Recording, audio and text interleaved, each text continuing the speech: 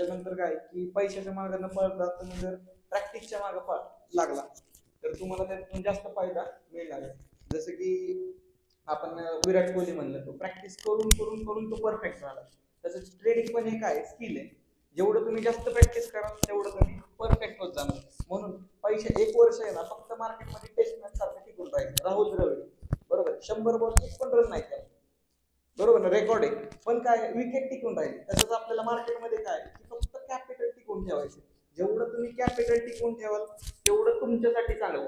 कारण कसं होतं की पहिल्यांदा मार्केटमध्ये स्टार्टला तुम्ही निगेटिव्ह झाला तर तुमच्या माइंडमध्ये काय निगेटिव्ह विचारच राहतो. तर तुम्ही तेच कॅपिटलचं नुसतं फक्त टिकवून ठेवलं ना 1 वर्षभर, तुम्ही 1 वर्षाचा पूर्ण अनुभव येणार आहे. मग ते तुम्ही 1 वर्षाचा जे इन्कम आहे ना तुम्ही एका दिवसात पण कमवू शकता आणि एका महिन्यात पण कमवू शकता. आलं लक्षात. त्याच्यामुळे तुम्हाला सगळ्यांना बेस्ट ऑफ लक. तुम्ही प्रॉफिटेबल ट्रेडिंग करा अशी माझी इच्छा. थँक्यू.